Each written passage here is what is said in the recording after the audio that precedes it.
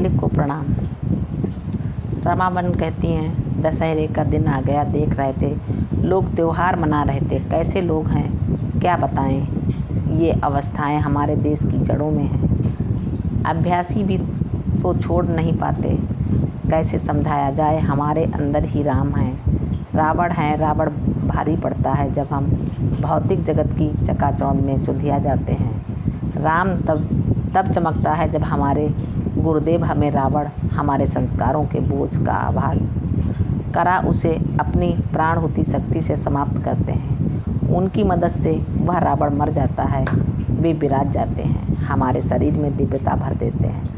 वे अद्भुत हैं, अनुपम हैं, अनोखे हैं। इसी तरह अभ्यासी भाई बहनों को कुछ समझाते कुछ मुझे ही बेवकूफ़ समझ हंस देते।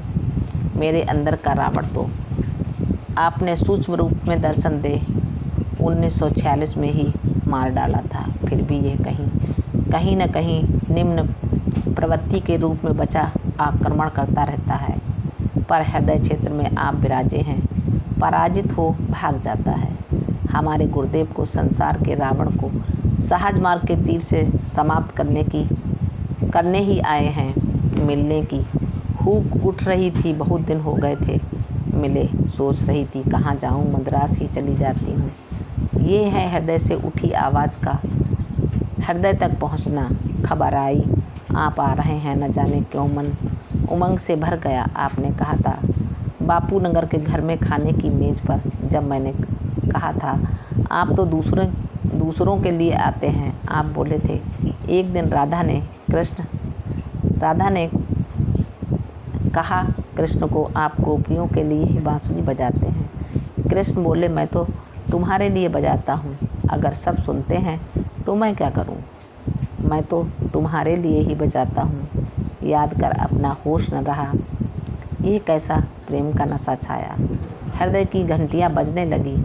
आप तो आप हैं गुरुदेव, मैं गुरुदेव के बारे में जो भी बता रही हूँ वह परम सत्य का शून्यवा हिस्सा भी नहीं।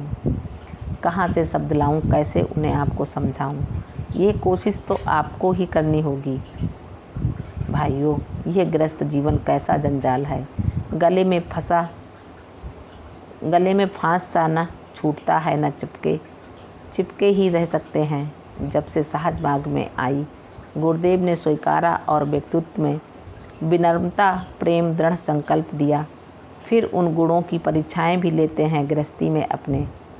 आपने स्थिति पैदा की कि मैं यहाँ लिख नहीं सकती, लेकिन ये लिखना नहीं भूलूंगी कि आपने अपनी रमा को विफल नहीं होने दिया। रातों प्रार्थना करती रोती और आप सब देखकर न जाने क्या करते कि उनमें से उभर आती। ऐसी परिस्थितियों में लगता आप मुझे एक रस्सी से बांध कर रखे हैं। मन में यही भाव रखती जो आप कर रहे हैं मेरी भलाई के लिए है। उसे सहार स्वीकार कर उस कड़वे समय को बिता दिया।